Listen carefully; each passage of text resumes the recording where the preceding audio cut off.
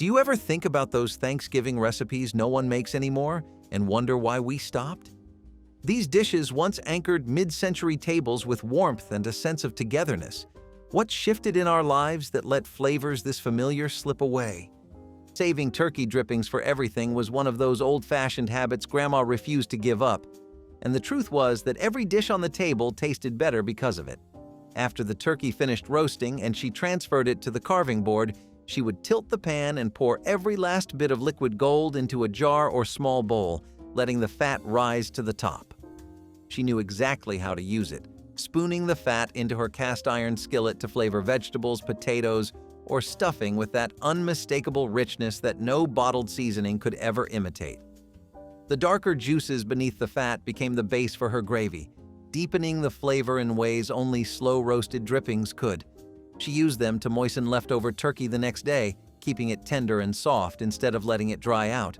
She even saved some for future meals, adding a teaspoon here and there to soups or casseroles in the weeks that followed, stretching the flavor of Thanksgiving long after the holiday ended. No part of that turkey went to waste, not while Grandma was in charge.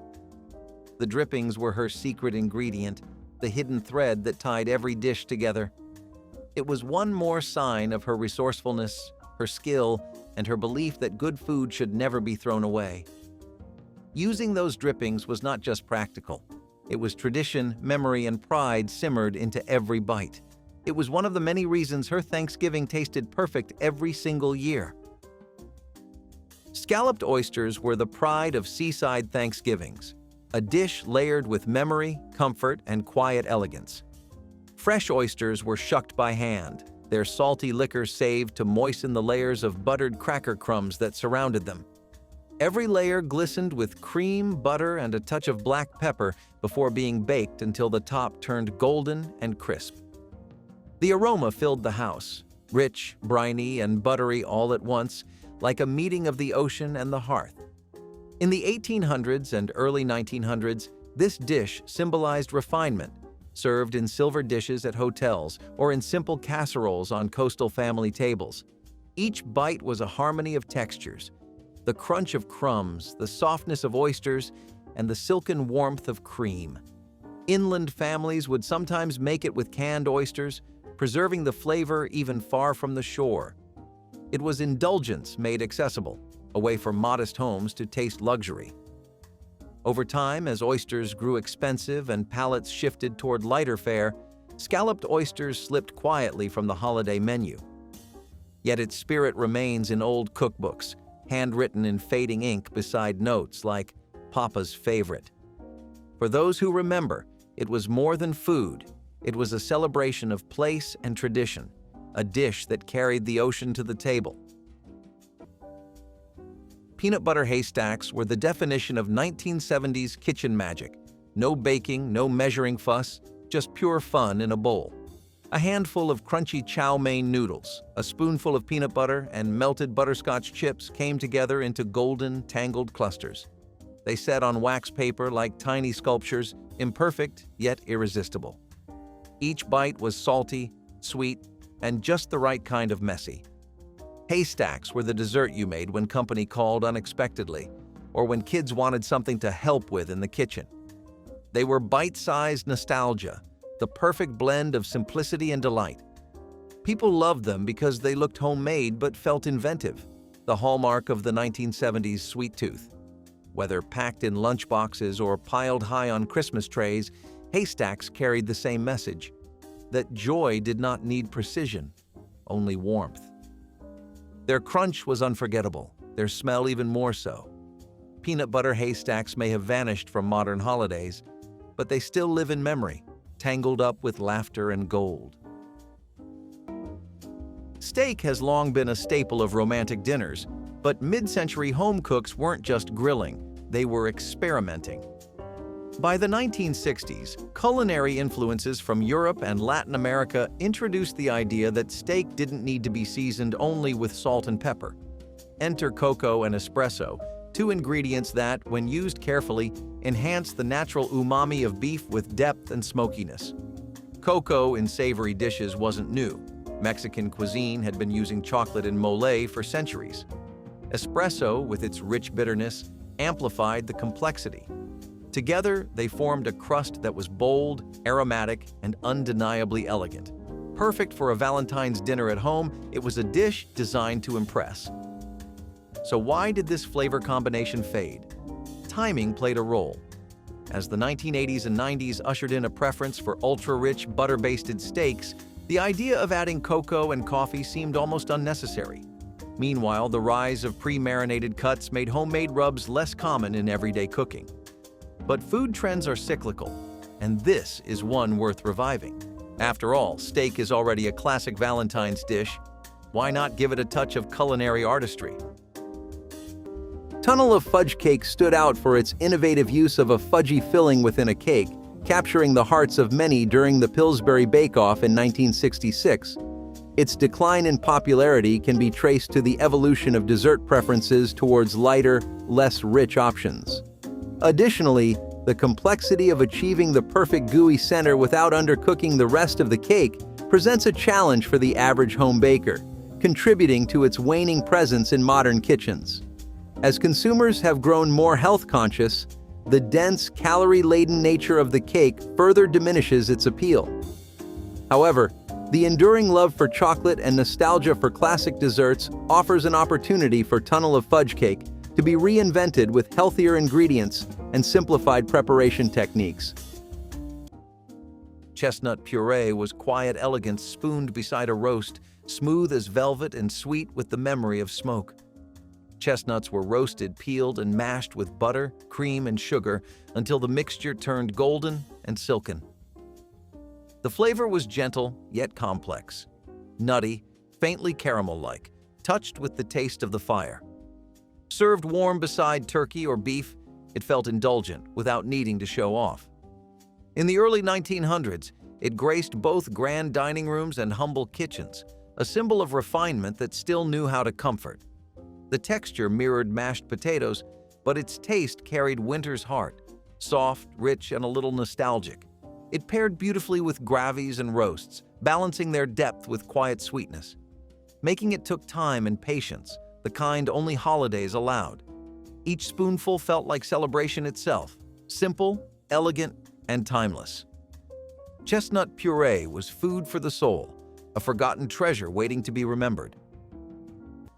Real mashed potatoes whipped by hand were one of Grandma's quiet masterpieces, the kind of dish that showed her belief in doing things the slow, steady, proper way even when easier options existed. She peeled the potatoes completely, removing every last strip of skin with practiced strokes because she believed the texture had to be smooth enough to melt without resistance. The sound of the knife tapping the board and the pot clattering as she filled it became part of the Thanksgiving soundtrack. When the potatoes finished boiling, she drained them carefully, letting soft steam rise and warm the kitchen. Then she reached for her old hand masher, the one with the worn wooden handle, and worked through the potatoes with patient rhythm. No electric mixer, no shortcuts, just her hands and steady strength. She added butter, cream, and a generous pinch of salt until the mixture turned light and cloud-like. You could watch the transformation slowly, and somehow that slowness made it taste better. Every spoonful felt like effort and care, never lumpy or bland, always exactly right. It was the kind of mashed potato that made people quiet for a moment just to take it in. Grandma never rushed and never doubted her process. Those hand-whipped potatoes were her way of saying some things were worth the time and worth the tradition. They made Thanksgiving taste like memory.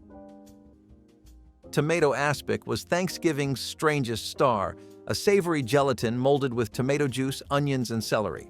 Served chilled and sliced, it was both salad and side, a holdover from when gelatin meant sophistication. Its tangy flavor paired surprisingly well with turkey and dressing, offering brightness amid the richness. Guests either loved it or politely pushed it aside, but it always sparked conversation. In the 1950s, it symbolized elegance, something daring for the dinner table. Housewives followed recipes clipped from magazines, proud of its quivering perfection. Today, it's more curiosity than cuisine, but once it was a badge of culinary ambition. Tomato aspic was a dish of confidence, bold, unusual, and unapologetically of its time. Cinnamon roll coffee cake was the scent of holiday mornings wrapped in sugar and spice. Swirled with brown sugar, butter, and crushed nuts, it baked into golden layers that filled the kitchen with warmth. Each slice pulled apart in soft spirals, sticky and sweet, the kind of comfort only cinnamon could bring. It was served at brunches, after church services, or late at night when the house was still. Families gathered around it with coffee cups steaming, sharing stories and seconds without hesitation. It felt festive without trying, the unspoken centerpiece of winter tables. In the 1970s, boxed mixes made it faster, but the heart stayed handmade. The glaze dripped down the sides, pooling into little puddles of joy. Cinnamon roll coffee cake was a dessert that belonged to everyone, rich with smell, memory, and the taste of being together. Applesauce salad was the kind of dish that could only have been born in a mid-century kitchen, where imagination met gelatin and the line between dessert and side dish blurred completely. Applesauce was stirred together with lemon gelatin, sugar, and a touch of cinnamon, then whipped until light enough to catch the air. It poured smooth and glossy into molds shaped like rings, stars, or festive wreaths, ready for the refrigerator's cool embrace. Once firm, it trembled with every touch, shining like glass and smelling faintly of apple pie. Served beside ham or turkey, it added sweetness that balanced the salt of the main meal. The texture melted on the tongue, silky, creamy, and cool. It looked like fun on a plate, the kind of food that made children grin and guests raise an eyebrow. Some topped it with whipped cream, others added chopped nuts for crunch. However it was served, it brought lightness to heavy holiday tables. Applesauce salad was mid-century whimsy at its finest, bright, strange, and full of heart, a small reminder that joy sometimes came in wobbly form. Delicate, dramatic, and decadent, pavlova has long been a dessert that blends elegance with indulgence. Originating in the early 20th century and named after the Russian ballerina Anna Pavlova, this crisp yet airy meringue became a favorite among dessert lovers who wanted something light but visually striking. By the mid-century, variations emerged, and one particularly romantic twist borrowed flavors from Germany's famous Black Forest cake: chocolate, cherries, and whipped cream. Cherries have long been linked to romance, from ancient mythology to Victorian courting traditions. Their deep red hue and natural sweetness made them a staple in Valentine's desserts. Chocolate, often considered the ultimate aphrodisiac, only added to the appeal. Combined with the crunch of meringue and the softness of fresh whipped cream, this dessert was a showstopper on any special occasion. Pavlova requires patience, slow baking, careful assembly, and just the right balance of textures. By the time instant puddings and no-bake cheesecakes became mainstream, labor-intensive desserts like this fell out of favor. At the same time, Black Forest cake itself became less popular, taking its Pavlova-inspired cousin with it. Originally created for Queen Victoria's Jubilee, Cherry's Jubilee brings a royal touch to the table, making its historical significance part of its charm. It can easily be adapted into a non-alcoholic version for family-friendly events, ensuring its universal appeal. Serving it over ice cream is classic, but layering it in parfaits or as a crepe filling adds a creative twist. The flambe technique not only captivates diners with its dramatic presentation, but also enhances the dessert's rich flavors. While traditional recipes feature cherries, variations using different fruits or liquors invite customization. Cherries, Jubilee's blend of history, versatility, and theatrical presentation keeps it a beloved classic, offering a special experience for today's diners seeking both tradition and innovation. Sweet potato casserole with marshmallows was the kind of dish Grandma treated like a celebration all by itself, because it felt like dessert disguised as a side dish, and she knew everyone looked forward to it. The second they stepped through the door, she would boil the sweet potatoes until they were soft enough to mash, filling the kitchen with the warm, earthy scent that always signaled the holidays were finally here. She mixed them with butter, brown sugar, and cream until the mixture reached the exact level of smoothness she believed in. Never grainy, never stiff, always silky, with just enough sweetness to make the youngest kids hover around the stove. Then came the marshmallows, scattered generously across the top in uneven rows that somehow always melted into the perfect golden layer. When she slid the dish into the oven, the marshmallows puffed up and browned in spots, creating that familiar blend of crispy edges and gooey centers that made every bite feel like something special. The moment she set it on the table, conversations paused and eyes drifted toward it, because it carried that nostalgic magic that only Grandma could summon. It was festive, comforting, and completely unapologetic in its sweetness, the kind of dish that reminded everyone that Thanksgiving was not about strict rules or culinary trends, but about joy and tradition. Grandma did not care if it counted as a vegetable or a dessert. She cared that it brought the whole family together, even if only for a few seconds before forks hit plates. That casserole was her way of giving the day a little glow, a little warmth, a little softness, and it never disappointed. Mock oyster soup was one of the Great Depression's most inventive creations, a meal that tasted luxurious without needing luxury. Families who couldn't afford fresh seafood found a way to mimic the flavor and texture of oysters using crumbled saltine crackers simmered in milk, butter, and onion broth. The crackers softened just enough to take on a silky bite, while the milk created a comforting, creamy base. A dash of Worcestershire sauce or celery salt gave it a faint sea aroma, enough to trick both the nose and the memory. Served with a sprinkle of pepper, it looked and felt like the real thing, warm, hearty, and homey. This dish symbolized the resilience of American cooks, especially women who refused to let scarcity steal dignity from the dinner table. It wasn't about imitation, it was about imagination. Mock oyster soup turned everyday ingredients into something that felt special, proving that even in hard times, hope could simmer quietly on the stove. Maple pecan fudge was winter comfort-made candy. Smooth, creamy, and flecked with toasted pecans, it carried the warmth of both hearth and heart. The maple flavor ran deep, its sweetness rich without being heavy. It was a recipe passed quietly between generations, old-fashioned yet always welcome. People made it for gift boxes or for visitors who stopped by unannounced, offering small squares wrapped in wax paper. The texture was firm but melted slowly on the tongue, releasing notes of butter and caramel with each bite. Pecan halves added crunch, grounding the sweetness with a roasted bite. Across regions, from Vermont kitchens to southern parlors, it connected families through shared taste and shared effort. Maple pecan fudge was never extravagant, but it felt like luxury in times when joy came homemade. Every batch was a small act of love, stirred patiently and cooled carefully. And though it was made from pantry staples, it felt worthy of any celebration. Sweet, simple, and deeply nostalgic, it was proof that the best desserts didn't just please the palate, they stayed in the soul. Creamed leeks were quiet luxury, the kind of side dish that whispered instead of shouted. Long, pale stalks were trimmed, sliced thin, and simmered slowly in butter until they turned soft enough to collapse at the touch of a spoon. A pour of cream followed, turning everything velvety and pale gold. A hint of nutmeg deepened the flavor, while a dash of salt brought out the leek's natural sweetness.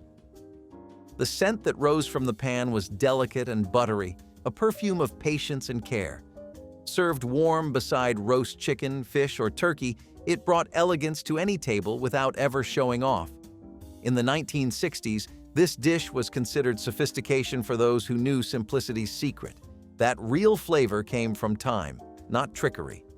It gleamed softly under the holiday lights, a quiet contrast to the heavy roasts and casseroles beside it.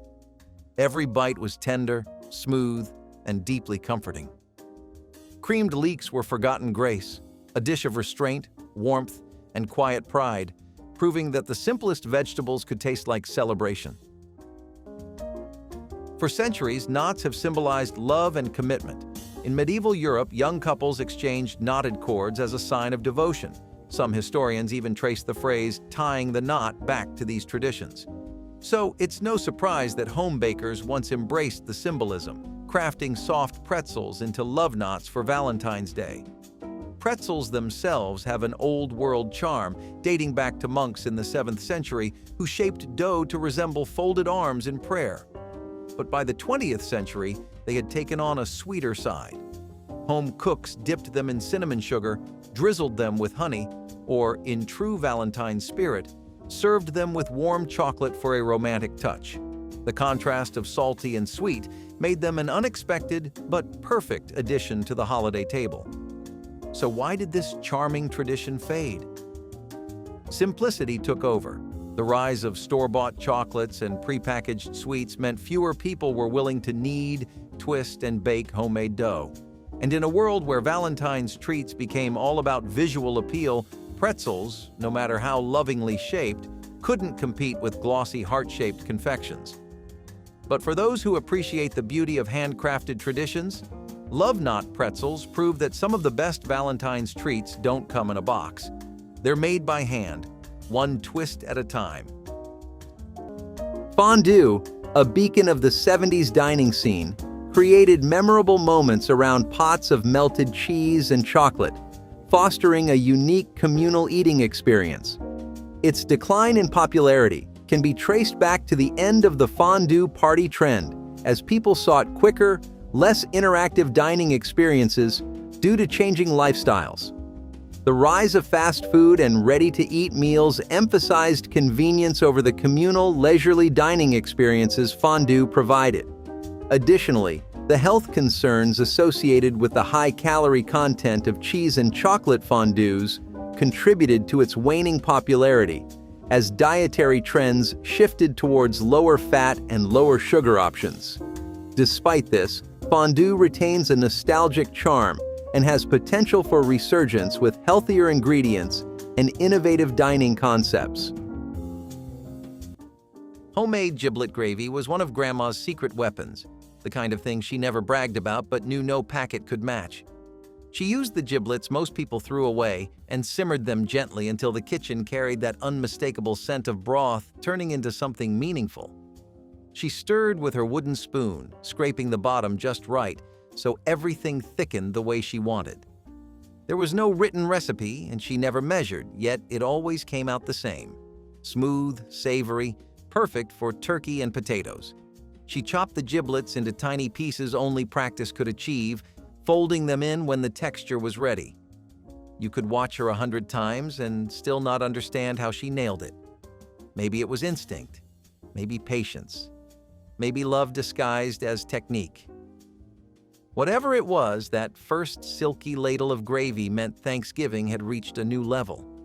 It carried decades of holidays in its flavor and tied the whole plate together quietly and consistently, the same way she tied the whole day together, making Thanksgiving perfect in a way only she could. Using a special apron saved for occasions was one of Grandma's small but sentimental traditions, something she treated with quiet care. The apron hung in the pantry all year, untouched except for holidays. When she tied it around her waist on Thanksgiving morning, it felt like the day had officially begun. The fabric was worn in places, soft from years of use, but still beautiful in the way cherished things always are. She wore it proudly as she moved through the kitchen, a symbol of celebration woven into something ordinary. It was a reminder that holidays deserved a little ceremony, even in the smallest details. Mock duck with apples and onions was the Depression-era miracle that turned scarcity into abundance. Born from necessity, it was a dish of imagination, a roast without the roast. Families who couldn't afford duck crafted their own version from ground pork, beef, or even beans, rolling it tight with breadcrumbs, herbs, and seasoning before baking it alongside sliced apples and onions. The result was tender, savory, and slightly sweet, its aroma filling the air with the illusion of feast and plenty. The apples softened into tangy sweetness, the onions caramelized to gold, and together they transformed humble meat into something grand. Housewives took pride in serving it, knowing it offered both flavor and dignity when little else could. It sliced beautifully, holding its shape like a fine roast, and was often garnished with a sprig of parsley or a drizzle of pan juices to make it shine. Served with mashed potatoes or turnip greens, it turned an ordinary Sunday into a celebration. Mock duck wasn't just clever, it was emotional alchemy, turning want into joy, hardship into grace. Though few make it now, the dish lives on in the stories of those who endured and triumphed with ingenuity as their secret ingredient. Mock duck with apples and onions was survival elevated to art. Holiday pecan tassies were the jewels of every dessert table. Tiny, golden, and delicate, they looked like miniature pies kissed by sugar and tradition. The crusts were pressed into muffin tins by hand, filled with a glossy mixture of butter, brown sugar, and pecans that baked into caramel perfection. They cooled on wire racks, their fragrance filling kitchens with warmth that felt like December itself. Women brought them to bake sales, church suppers, and cookie swaps, where they disappeared before anyone could count how many they'd made. Each one held a perfect balance of crisp and chewy, rich enough to taste like indulgence, small enough to justify another. The tassies were made from the heart by hands that measured without spoons and baked with instinct. They represented the kind of craftsmanship that modern kitchens rarely see. The art of patience. For many, they were more than treats. They were holiday currency, traded and gifted with pride. Today, their memory lingers as a symbol of care, reminding us that sometimes the smallest desserts carry the biggest joy. Celery root mash was the quiet elegance of 1970s holiday dining, where French refinement met American practicality. The rough, knobby root, unassuming and pale, hid a tender heart beneath its coarse skin. Peeled, diced, and simmered until soft, it was mashed with butter, cream, and a touch of salt until it turned smooth and velvety. Its flavor was delicate, a balance between potatoes' richness and celery's brightness, earthy but faintly floral. The first spoonful melted on the tongue, light but satisfying, filling the air with buttery calm. It was served beside roasted duck or beef, bringing refinement without pretense. Magazine spreads of the time praised it as modern, chic, and continental, but beneath its polish lived the same comfort found in any farmhouse mash. Its color was pale ivory, its texture a dream. Every bite felt thoughtful, measured, complete. Celery root mash proved that even the humblest vegetables could become something extraordinary when treated with care, a quiet triumph of simplicity turned sublime. Homemade pasta has always been a labor of love. Before store-bought options became the norm, rolling, stuffing, and shaping dough by hand was a sign of care and dedication, especially for a romantic meal. Italian cuisine has long embraced ravioli as a special occasion dish, but one variation that once graced Valentine's tables added an unexpected twist: roasted beets. Beets have a long history as a love food. In ancient times, they were believed to boost attraction, and in Victorian England, they were even used to send secret messages between admirers. Their deep red color made them a natural fit for Valentine's Day, while their earthy sweetness paired beautifully with creamy ricotta. Finished with brown butter, a simple yet luxurious sauce, this dish balanced richness with a subtle, nutty depth. So why don't we see this stunning pasta as often today? Time and convenience played a role. Making fresh ravioli from scratch takes patience, and as pre-made pasta became more accessible, fewer home cooks were willing to go through the effort. At the same time, beet-based dishes fell out of fashion, replaced by more mainstream flavors. Baked Alaska, once the pinnacle of dining elegance with its combination of cake, ice cream, and meringue, has faded in popularity due to its perceived complexity and the rise of simpler, more accessible desserts. The challenge of perfectly executing the meringue and achieving the flambé effect can be daunting for home bakers, contributing to its decline. Additionally, in a culinary landscape that values quick and straightforward recipes, Baked Alaska's time-consuming preparation makes it less appealing for everyday dessert choices. However, its dramatic presentation and the contrast of hot and cold elements retain a potential allure. suggesting that deconstructed or simplified versions could bring it back into favor for special occasions. Cooking enough food for a small army was one of Grandma's proudest Thanksgiving traditions, even though she claimed it was simply practical. She believed leftovers were part of the holiday, part of the comfort, part of the rhythm of the season. So she cooked as if the entire neighborhood might drop by at any moment. Pots simmered on every burner. Dishes crowded every countertop. The refrigerator was always filled to the back with casseroles waiting their turn in the oven. She made 2 of things most families made 1 of, and sometimes she made 3 just to be sure. People laughed and teased her about it, but they also packed leftover plates with gratitude before leaving. She knew that food carried the celebration beyond the day itself, stretching the warmth of Thanksgiving into the rest of the week. And she also knew that running out of anything would have felt disappointing, even if no one said it out loud. Her abundance was her love made visible.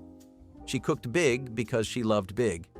And when everyone left with containers full of turkey, potatoes, pie, and rolls, she looked satisfied in a quiet way, like the holiday had unfolded exactly as it should. Her feast fed people long after they stood up from the table, and that was her version of perfection. Pineapple bread stuffing was the post-war homemaker's answer to modern flair and cheerful flavor, an invention born from both optimism and canned convenience. During the 1950s, when kitchen shelves gleamed with new tin treasures, canned pineapple became a symbol of prosperity and modern living. Home cooks found inventive ways to work it into everything from desserts to main courses, and Thanksgiving was no exception. The tangy sweetness of pineapple blended beautifully with the savory richness of butter, bread, and sage, giving the old-fashioned dressing a tropical twist. Cubes of stale bread soaked up melted butter and broth, creating a base that was tender yet golden around the edges. Bits of pineapple were folded in last, their juices seeping into the mixture, caramelizing just enough in the oven's heat to form bursts of sweetness. Housewives adored it not only for the taste but for the image it created, bright, new, and forward-looking, just like the age they were living in. It appeared on countless family tables, often baked in Pyrex casseroles or ring molds for extra style. The scent alone, a mix of herbs and fruit, could make guests smile. Though few remember it now, pineapple bread stuffing once embodied everything hopeful about mid-century America: thrift, creativity, and the courage to make something joyful from what was on hand.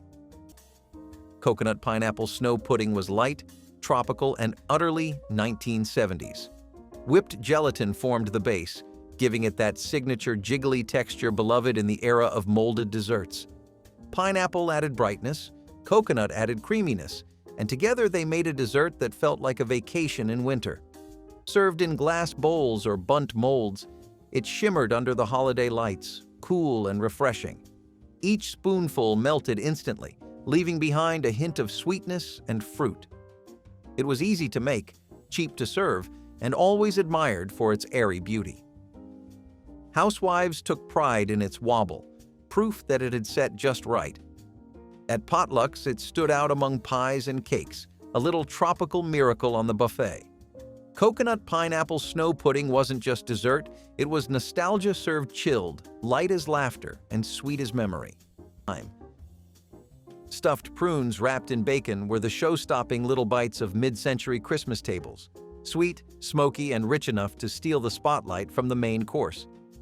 Each soft, dark prune was carefully filled with a roasted almond or a small cube of cheese, then wrapped snugly in a strip of bacon. As they roasted in the oven, the bacon fat melted into the fruit, the sugar caramelizing to a deep, glossy brown.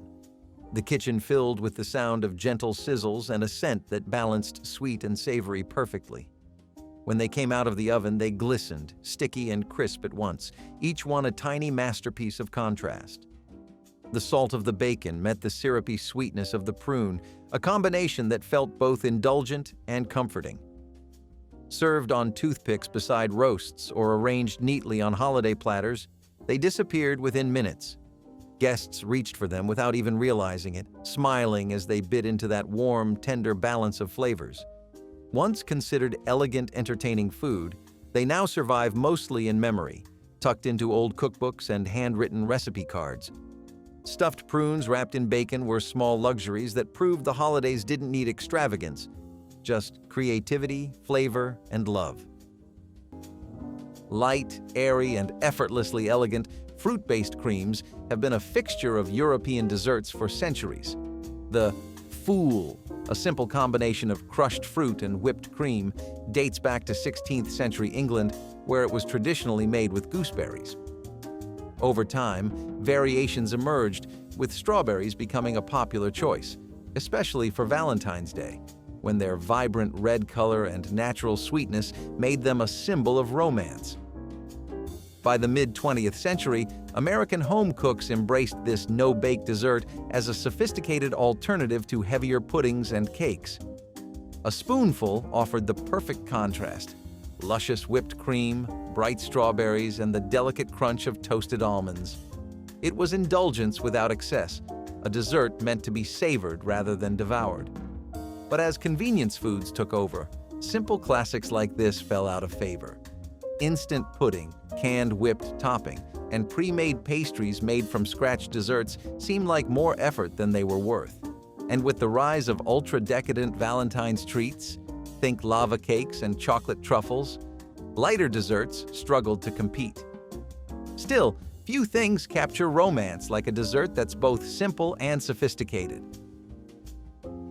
Bananas Foster, a flamboyant dessert known for its dramatic tableside preparation, has seen a decline due to the decrease in formal dining experiences and the rise of DIY dining trends. The spectacle of flambeing, while impressive, requires a level of skill and safety precautions that may deter home cooks. Additionally, the dessert's reliance on rich ingredients like butter, sugar, and rum contrasts with the growing preference for lighter, fruit-based desserts. The shift towards quick and easy recipes for home entertainment has also contributed to its reduced popularity. Nonetheless, Bananas Foster remains a beloved classic for special occasions, suggesting that with innovative adaptations, it could regain popularity among those seeking to recreate restaurant-quality experiences at home. Cornbread dressing from a cast-iron skillet was one of those holiday legends only Grandma could create. Simple on the surface, but deep in a way modern shortcuts never touch. She baked the cornbread days before Thanksgiving, letting it dry just enough to crumble correctly. When she broke it apart, her hands moved with expertise, turning golden squares into crumbs without reducing them to dust. She mixed in celery, onions, sage, and broth by instinct, adding a little more until it smelled exactly like the holidays. Then she reached for her old cast-iron skillet, darkened from years of seasoning. She pressed the mixture in and baked it until the edges crisped just right, giving that perfect mix of tender center and crunchy borders everyone fought over. When she set it on the table, the aroma felt like memory itself, something warm and grounding. No boxed mix could ever mimic that texture or that feeling. It was a reminder of her patience, her care, and the way she made Thanksgiving feel like home. It was one more way she made the day perfect every single time. Making her own pie crust was one of the clearest signs that Grandma believed the foundation of a dessert mattered as much as the filling. While others leaned on store-bought shortcuts, she reached for flour, butter, salt, and cold water with the confidence of someone who had done it thousands of times.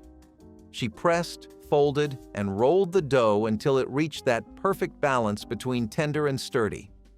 She never rushed. She chilled the dough when it needed resting and softened it when it needed warmth, and the result was unmistakable. Her crust flaked in soft layers that melted on the fork, cracking gently under the knife in a sound everyone recognized. People pretended to focus on the filling, but the truth was they came for the crust. It tasted like tradition and skill learned long before anyone else at the table was born. Every pie carried her signature, from the golden sheen to the crimped edge shaped by her fingertips. Store-bought crusts never stood a chance. She never bragged, because to her this was simply the right way to do it. Her pies were unforgettable because she was baked into every slice. Chocolate cherry wreaths were edible ornaments of love and cheer, drop cookies shaped into small rings, they shimmered with candied cherries pressed on top. Their deep cocoa flavor mixed beautifully with the jeweled sweetness of fruit. On baking sheets lined with parchment, they looked like tiny garlands ready for celebration. The smell of chocolate filled the air, wrapping the house in comfort. These cookies were made for sharing, wrapped in ribbon, placed on trays, given with a smile. They brought color to every cookie swap and warmth to every home. Biting into one felt like biting into December itself, rich, festive, full of heart. Chocolate cherry wreaths were proof that beauty did not need to be grand, only made with care. Their glossy tops and soft centers made them a favorite that deserved to return to modern kitchens. Scalloped potatoes with ham bits were a casserole built on love and leftovers, a dish that proved necessity could taste like luxury. Thin potato slices layered with chopped ham, butter, and cream baked slowly in a deep pan until the top turned golden brown. The smell of smoked ham and melting butter filled the whole house, calling everyone to the table before the timer even rang. Inside, the layers stayed soft and creamy, soaking up the richness from the sauce. It was comfort at its most honest, simple, filling, and quietly indulgent. Born in the 1940s when food was stretched and shared, it made the most of scraps that might have gone to waste. Each bite tasted like thrift wrapped in warmth, the kind of meal that asked for seconds every time. It fed families, eased worries, and carried the calm of something dependable. Scalloped potatoes with ham bits were more than a side dish. They were a history lesson baked in cream, still whispering of gratitude with every forkful. Savory dishes have always had a place in Valentine's Day celebrations, even if desserts tend to steal the spotlight. In mid-century America, a romantic meal wasn't complete without a carefully crafted pastry dish, and tarts fit the bill. With their delicate crusts and rich fillings, they offered elegance without requiring the grandeur of a multi-course feast. Tomato and basil, a combination rooted in Mediterranean cuisine, brought both vibrancy and depth to these creations. Tomatoes were once considered an aphrodisiac, earning them the nickname love apples in 16th century Europe. Paired with aromatic basil and a velvety cream base, they turned a simple tart into something special. For Valentine's Day, these dishes were often shaped into hearts or decorated with carefully arranged tomato slices for an extra romantic touch. So why don't we see these savory tarts on modern Valentine's menus? For one, trends shifted toward either indulgent desserts or high-protein entrees, leaving little room for in-between dishes. Additionally, the rise of fast, grab-and-go meals made from scratch pastry feel like a lost art. Ambrosia salad, once a staple of festive gatherings, has seen its popularity wane due to its heavy reliance on canned fruits and marshmallows, clashing with modern dietary preferences that favor fresh, unprocessed ingredients. The advent of more sophisticated desserts and salads, which offer complex flavors and textures without excessive sweetness, also contributed to its decline. Additionally, the visual appeal of ambrosia salad, with its mix of colorful fruits and marshmallows, no longer captivates in an era where aesthetics in food are increasingly valued but demand a more refined presentation. Despite this, ambrosia salad's nostalgic value keeps it in the memories of those who grew up with it, suggesting a possible pathway for reinvention that aligns with contemporary tastes and health considerations. Using the good china without fear was one of those elegant traditions only Grandma could balance between formality and warmth. All year, the china stayed tucked behind a glass cabinet door, resting on velvet like fragile treasures. But on Thanksgiving, she opened that cabinet with confidence, believing special things were meant to be used. Each plate glowed under the dining room light, and she handled them with an ease that made everyone else relax. She never hovered or worried. To her, using the good china was a way of honoring family, making the day feel worthy of beauty. She laid each plate on fresh linens and paired them with polished silver, letting even the kids help carefully because she wanted them to learn the joy of holding something precious. Holidays, she believed, were for sharing, not protecting. And somehow, despite their age, the plates rarely chipped. That ritual made the meal feel grown up and timeless, something people remembered long after the food was gone. Eating from those plates felt like stepping into tradition. Turnip mash with butter and cream was once a Thanksgiving essential, long before mashed potatoes claimed the throne. Farmers grew turnips easily, and they stored well through the winter, making them dependable when other crops failed. Peeled, boiled, and whipped with butter and cream, the mash was earthy and smooth with a gentle sweetness. Its scent filled the kitchen, a mix of soil and warmth, of work and reward. Families in the Northeast and Midwest considered it a mark of a proper feast. It was simple, but satisfying, the kind of dish that reminded everyone of the farm and the land that sustained them. When potatoes became more popular and affordable, turnips faded from the plate, yet their humble heartiness lingers in memory. Turnip mash with butter and cream was food of gratitude, plain, honest, and nourishing to the last bite. Orange cream gelatin parfaits were bright as morning light. Served in tall glass cups, they layered orange gelatin with creamy vanilla pudding, a playful mix of texture and color. The contrast made them as beautiful as they were refreshing. They tasted like dreamsicles turned elegant, each spoonful both cool and comforting. For 1970s hosts, they were a way to bring color and joy to the holiday table without breaking a sweat. Children loved the wobbly layers. Adults loved their nostalgic charm. Topped with a swirl of whipped cream and a slice of mandarin orange, they glistened like little suns on the table. The first taste was silky and citrus sweet, a small escape from the winter chill outside. Orange cream parfaits carried that balance the decade loved, playful yet polished, easy but never dull. They were desserts you could see before tasting, and somehow that made them taste even better. Every layer held light, laughter, and the brightness of simpler times. Pickled peach halves were the Southern table's burst of sunshine in the midst of a rich holiday meal. Whether made from fresh fruit or canned, the peaches were simmered gently in a syrup of vinegar, sugar, and whole cloves until the kitchen smelled like warmth and spice. When cooled, they glistened like amber jewels, their color glowing against the pale slices of roasted ham beside them. Each bite mixed sweetness and tang, the sharpness of the vinegar meeting the natural nectar of the peach in perfect harmony. The cloves gave them depth, a whisper of holiday perfume that lingered long after the first taste. They were as much decoration as they were food, their golden color brightening heavy winter plates. Grandmothers made them weeks in advance, sealing the jars carefully and saving them for the Christmas meal. Served chilled, they offered balance and beauty to the table, the kind of side dish that made guests pause and smile. Pickled peach halves were Southern grace in edible form, sweet, spiced, and impossible to forget. Rich, indulgent, and undeniably romantic, duck has long been considered a dish reserved for special occasions. Unlike chicken or beef, which became everyday staples, duck retained an air of sophistication, often appearing on Valentine's Day menus as a way to elevate a home-cooked meal. By the mid-20th century, pairing duck with fruit-based sauces was a staple of fine dining.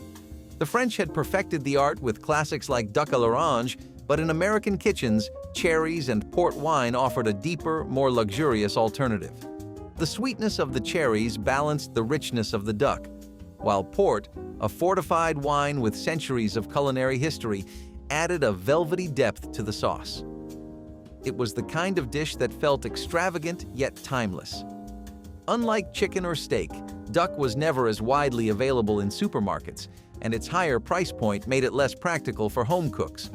At the same time, the shift towards simpler, quicker meals meant that anything requiring a perfectly seared crust and a carefully reduced sauce became less appealing. When it comes to romance, a dish that's bold, balanced, and just a little indulgent is never out of style. Grasshopper pie, minty and bright, offered a refreshing departure from traditional desserts, captivating with its vibrant green hue and creamy texture. Its decline can largely be attributed to changing dessert trends that favor less artificially colored and flavored options. The rise of culinary sophistication has seen a shift towards desserts that highlight natural ingredients and artisanal craftsmanship, leaving behind those with a reliance on food coloring and pre-made mixes. Furthermore, the pie's association with retro dining trends makes it less appealing in a market that constantly seeks the next innovative dessert. Despite this, grasshopper pie's unique flavor profile and potential for a more natural ingredient-based revival could reintroduce it to a new audience looking for a blend of nostalgia and modernity. Celery and carrot sticks in a crystal dish might seem like the simplest thing in the world, but when Grandma set them out on Thanksgiving morning, they felt like an announcement that the day had officially begun. She always used the same dish, a heavy, clear crystal bowl that caught the light in a way plastic never could. She would wash and trim the celery until it was pale and crisp, snapping cleanly under her knife. The carrots she peeled with slow, steady strokes, revealing that bright orange color that looked almost too cheerful for such a cold season. She arranged them neatly in the dish, never in a messy pile, always standing or fanned out like they were more important than they appeared. These were not just vegetables. They were the first thing hungry kids grabbed when they wandered into the kitchen, asking when dinner would be ready, and Grandma knew it. She knew the vegetables kept the crowd from eating all the rolls before the meal even started, and she always smiled when she saw small hands reaching for them. The crystal dish sat on the counter like a reminder that traditions did not need to be big to matter. It was one of those tiny details people did not think about until it stopped appearing in later years.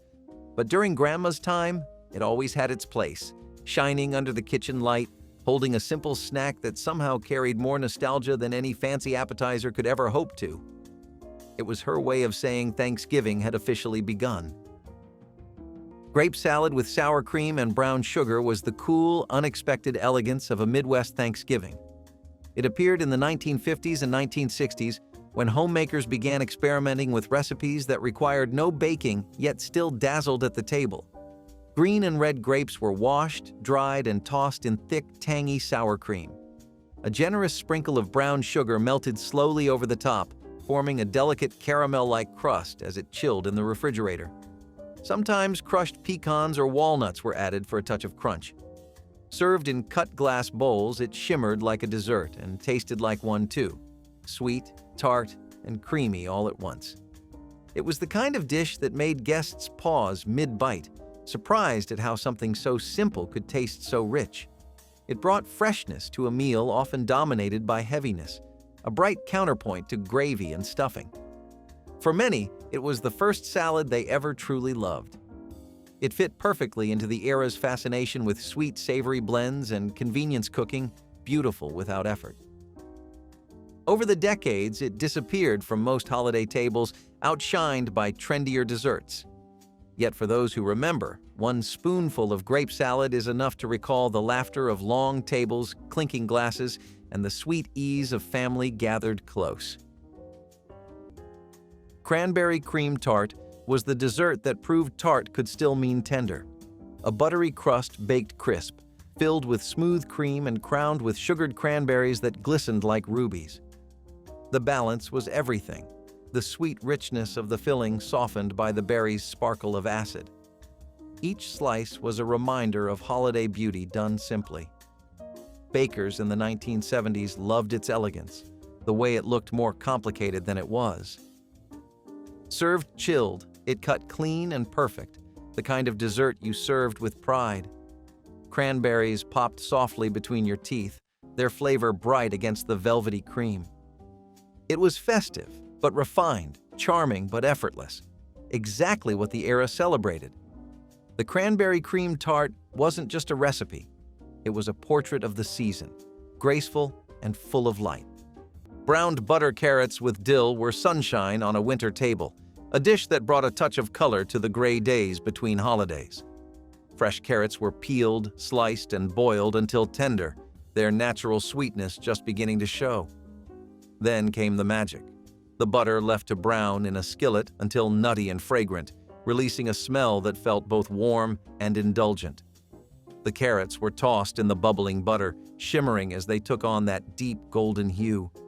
A scattering of dill finished the dish, green flecks bright against the orange glaze.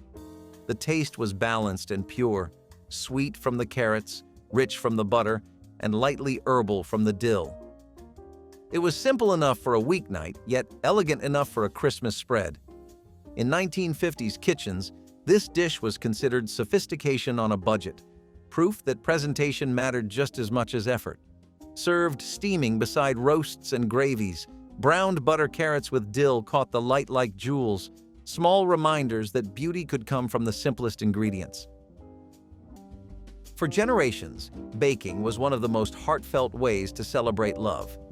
Before store-bought chocolates and prepackaged treats became the norm, Valentine's Day desserts were made from scratch, often with simple, comforting ingredients, and few things felt as personal as hand pies, small, portable pastries designed to be shared, gifted, or enjoyed together. In the 19th century, vanilla was considered a luxurious ingredient, often associated with warmth and affection. When combined with silky custard and tucked inside a flaky pastry, it created a dessert that was both elegant and nostalgic. The finishing touch was a glossy pink glaze, adding just enough color to make these little pies feel extra festive. So why don't we see these charming pastries on Valentine's tables today? One reason is convenience. As pre-made desserts flooded grocery store shelves, the time-consuming process of rolling, filling, and sealing dough became less appealing.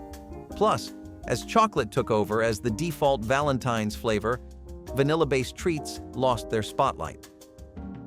German chocolate cake, despite its rich flavor and beloved status, has faced competition from newer, more fashionable desserts that cater to evolving tastes and dietary restrictions.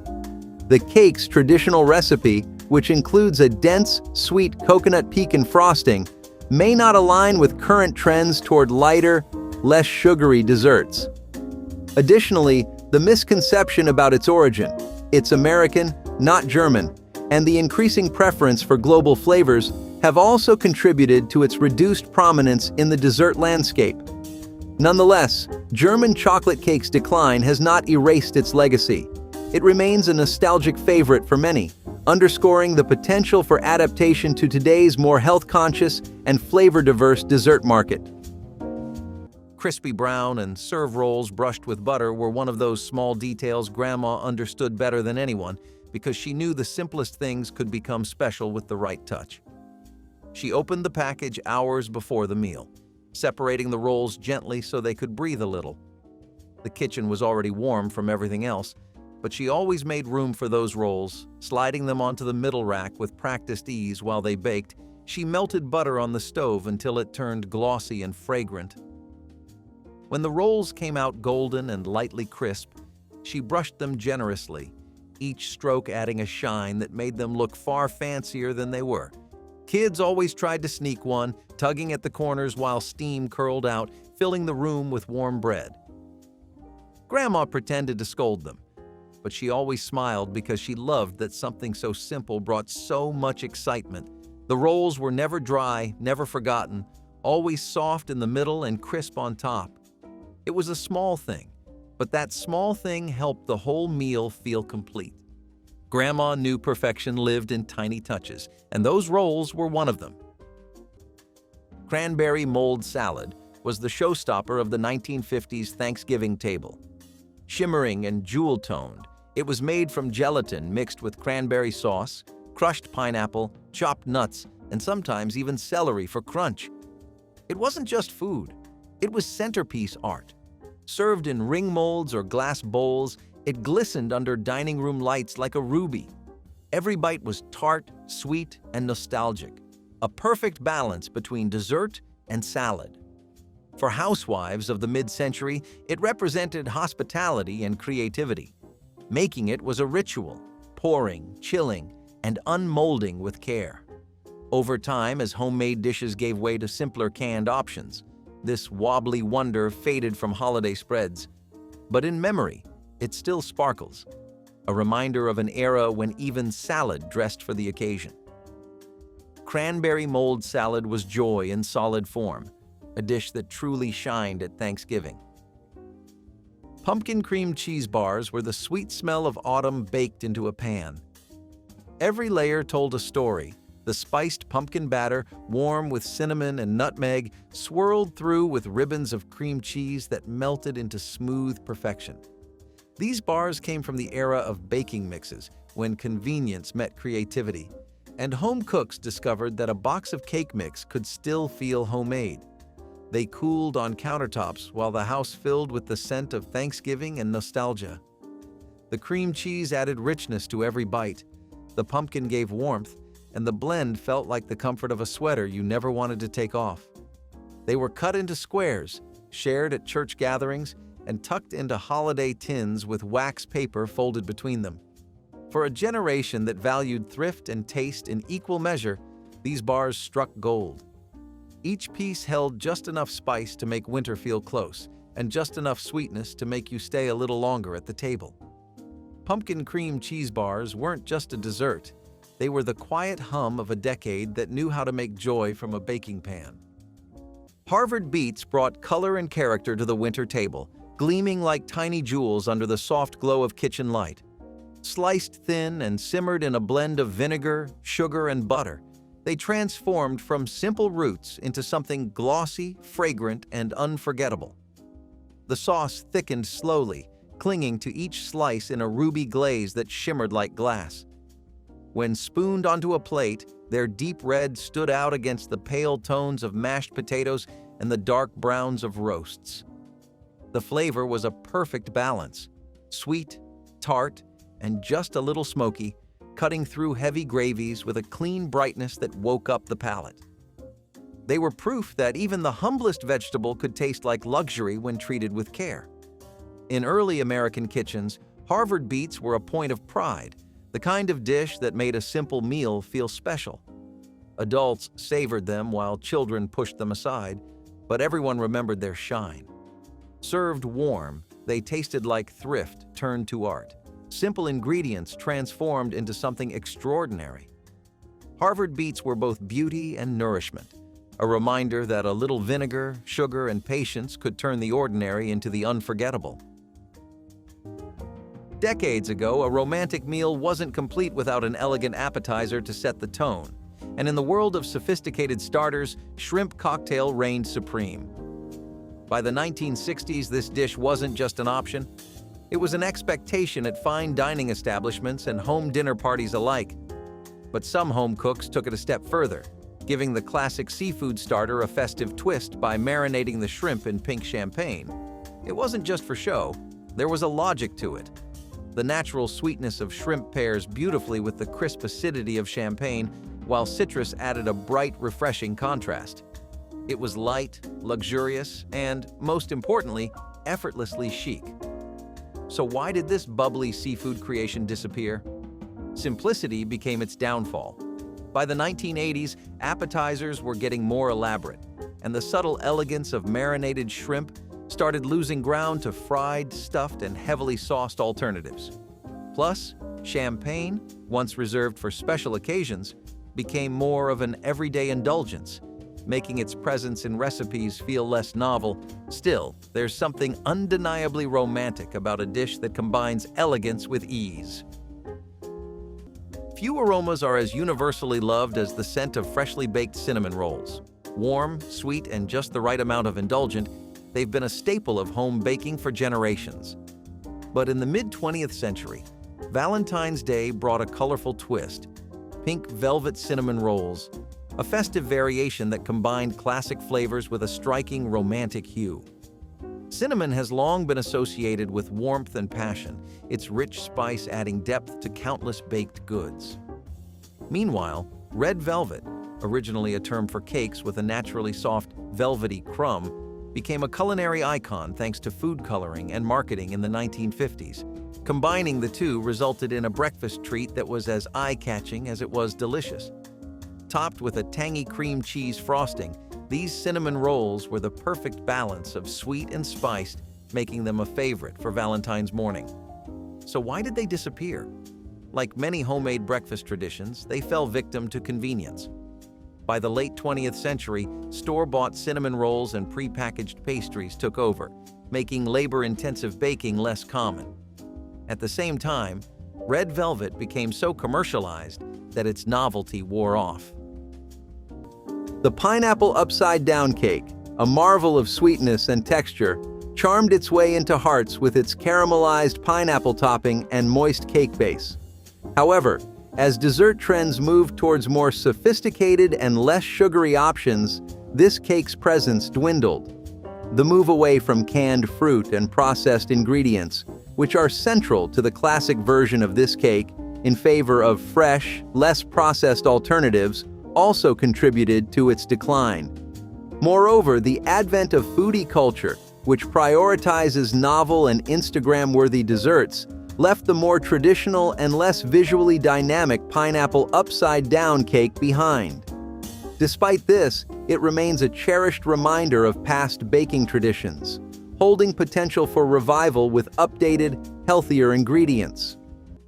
Cranberry sauce cooked on the stove was one of the most quietly powerful things Grandma made because it proved how a simple handful of berries could become something meaningful with just a little time and patience. She would pour the cranberries into a pot, listening to the soft rattle as they hit the bottom, then add sugar and water in amounts she never bothered measuring. As the pot warmed, the berries burst open one by one with tiny pops that sounded like miniature fireworks, filling the kitchen with a sweet, tart aroma that wrapped itself around everyone who walked by. She stirred slowly, watching the mixture thicken into a deep red sauce that shimmered under the kitchen light. It was never too sweet, never too sour, always balanced in that way only Grandma could manage. Even when there was a canned version sitting in the pantry, she insisted on making it from scratch because she believed some parts of Thanksgiving needed a human touch to matter. When she spooned it into the serving bowl, it looked like a jewel next to everything else on the table, bright and festive without trying too hard. Kids who swore they hated cranberries would sneak tastes, discovering that Grandma's version was nothing like the canned jelly they had seen elsewhere. It paired perfectly with turkey, dressing, and rolls, bringing all the flavors into harmony. That simple pot of berries showed how Grandma turned even the smallest tasks into something beautiful, making Thanksgiving perfect not with extravagance, but with intention. Apple butter cake was autumn distilled into sweetness, the kind of dessert that wrapped a whole season in one comforting slice. The heart of the recipe was apple butter. Apples cooked for hours until thick, dark, and fragrant with cinnamon, cloves, and nutmeg. Mixed into a simple batter of flour, sugar, and eggs, it created a cake that was moist, spiced, and rich without being heavy. The scent of it baking filled homes with the warmth of hearth and harvest. For farm families, it was a way to use their preserves before the new crop came in. For city dwellers, it was a taste of the countryside, nostalgic and grounding.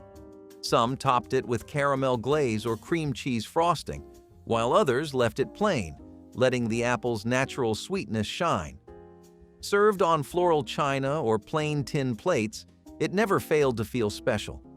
Every crumb carried memory of wood stoves and orchards, of hands stirring patiently, of cool evenings spent watching leaves turn gold.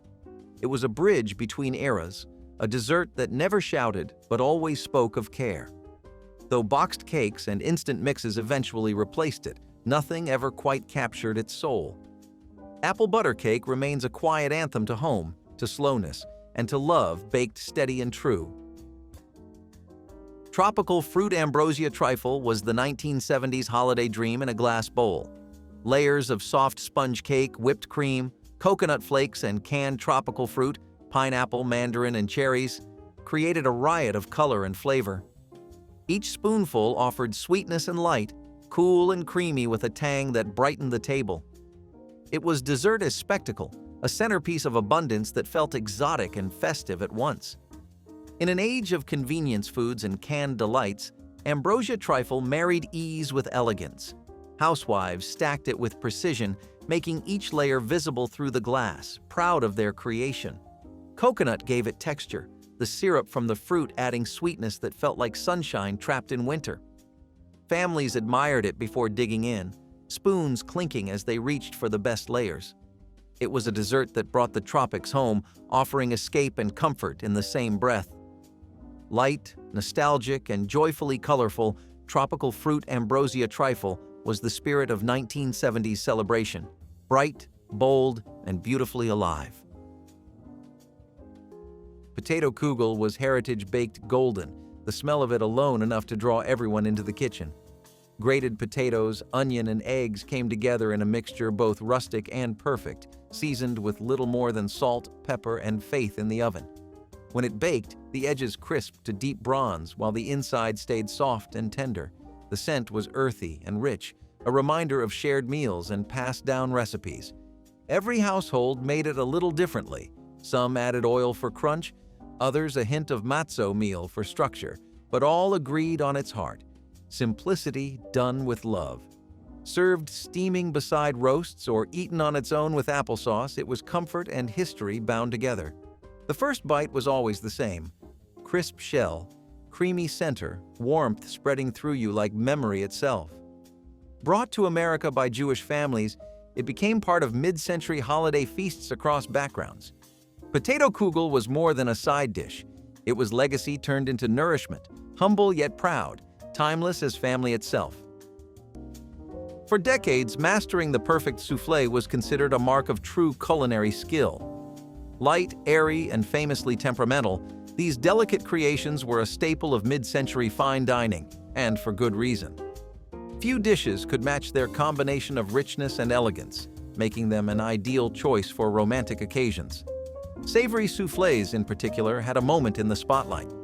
Cheese, often considered a symbol of indulgence, gave the dish its depth, while thyme, one of the oldest culinary herbs, added an aromatic complexity.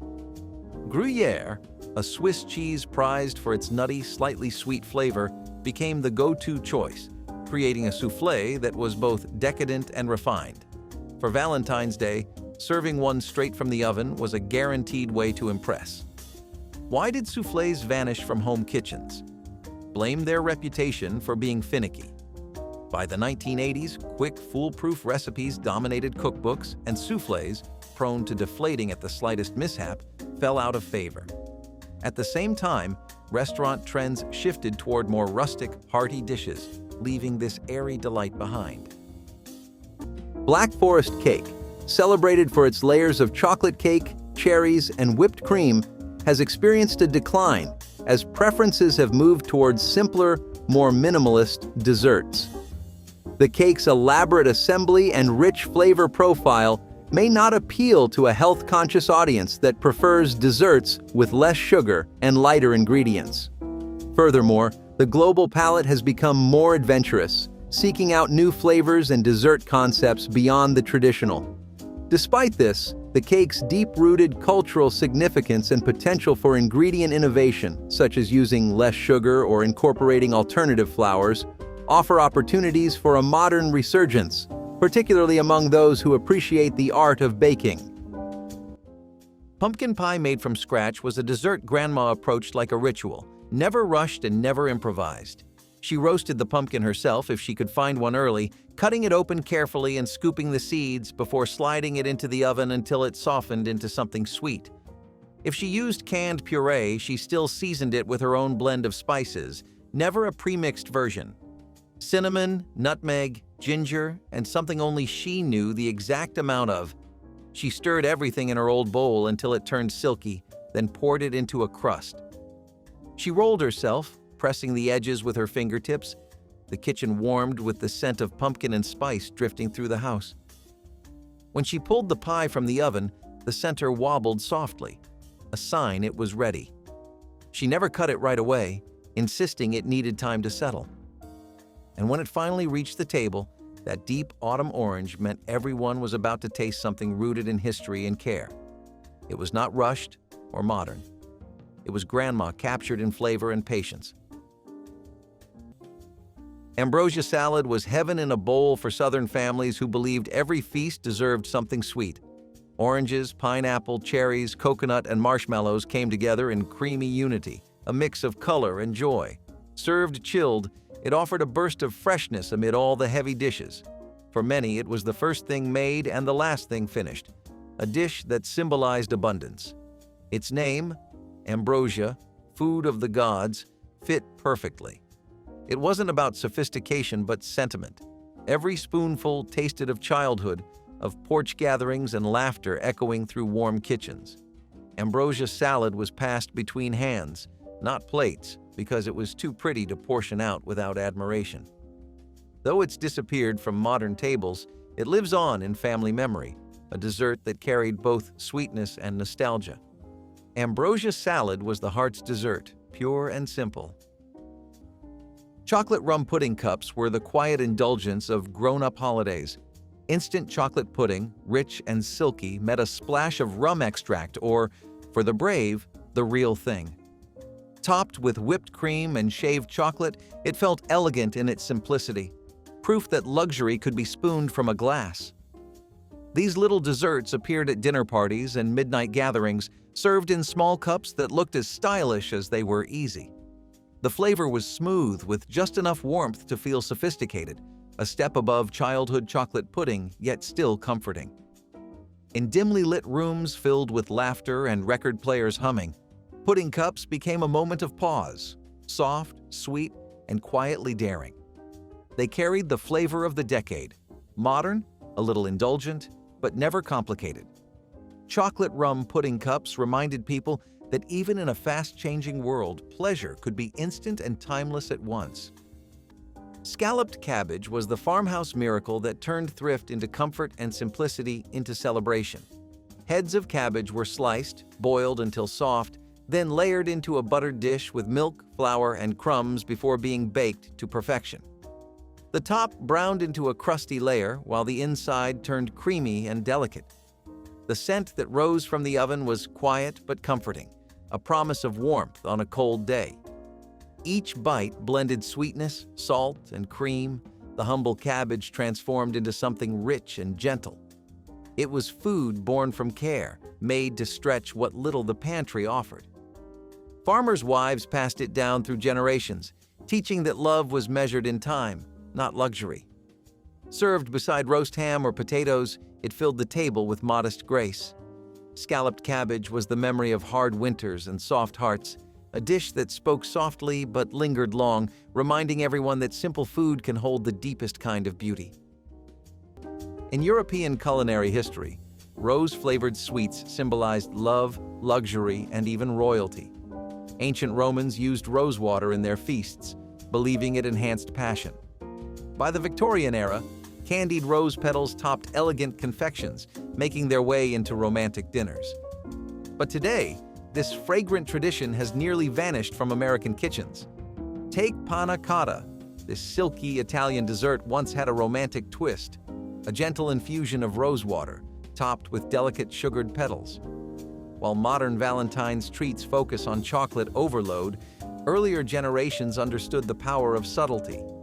So why did this floral delight disappear? One reason: artificial flavors took over.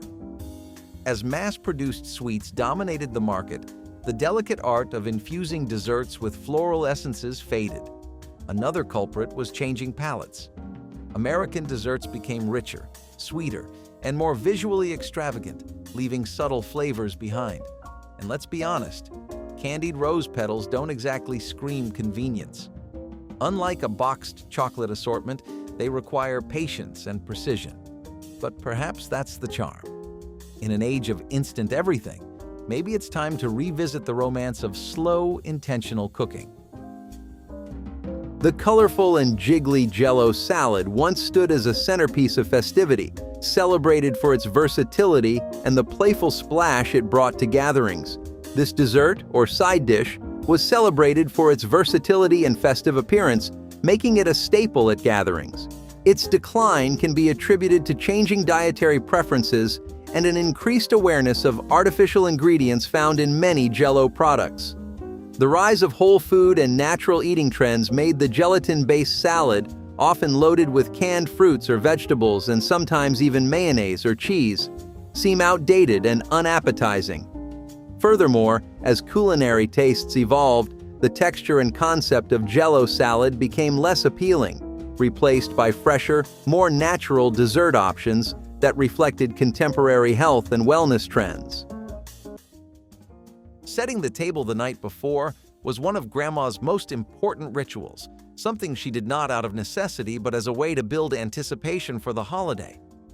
While everyone else was relaxing or half watching the evening news, She would pull out the special tablecloth that only saw the light of day during Thanksgiving and maybe Christmas.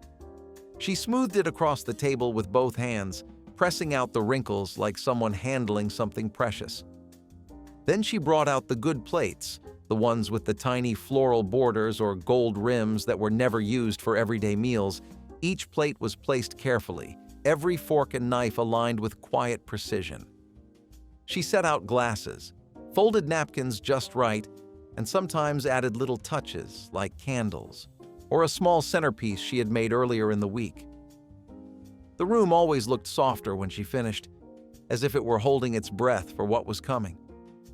When the rest of the family walked by and saw it, they could feel the holiday already taking shape. It made the house feel different, warmer, almost ceremonial. It reminded everyone that Thanksgiving was not just a meal but a moment in time meant to be honored. Grandma believed presentation mattered, not for show, but because it made people feel valued. By the time morning arrived, the table was waiting, beautiful and ready, and it made the whole day feel anchored in something calm and familiar. Corn pudding was the comfort food that defined rural Thanksgiving tables. Fresh or canned corn mixed with milk, butter, and eggs created a soft, custard-like bake that melted in your mouth. Its sweetness was subtle, its texture soothing. Farmers' families loved it because it stretched easily. Cheap ingredients made rich by care. It smelled of harvest season and family warmth, served steaming beside turkey and greens. Every spoonful carried the golden taste of cornfields and patience. Some versions added a hint of nutmeg, others relied on pure simplicity. Corn pudding wasn't flashy, but it was dependable, a side dish that grounded the feast. As boxed mixes and fast foods took over, this quiet favorite faded away. But those who grew up with it know that no modern casserole can replace its gentle charm. Corn pudding was humble abundance baked to perfection. Rum raisin ice cream pie was the dessert of quiet indulgence. Vanilla ice cream softened and folded around raisins soaked in dark rum until plump and fragrant. The mixture was poured into a cookie crust and frozen again until smooth as silk. Every slice felt cool, creamy, and just daring enough to feel grown up. The scent of rum filled the kitchen, mingling with laughter and low music from another room. It was the kind of dessert served after the children went to bed, a secret holiday pleasure for adults. Topped with a drizzle of caramel or chocolate, it looked luxurious but came together with ease. Its flavor, sweet, spiced, and a little bold, carried a memory of warmth even when frozen.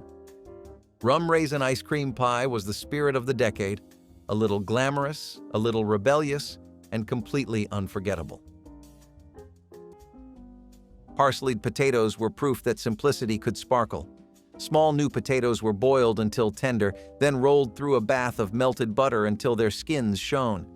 A generous handful of fresh parsley was tossed in at the end, its bright green flecks turning the humble dish into something quietly festive. The scent rose warm and buttery, a gentle promise of comfort that drifted from the kitchen to the table.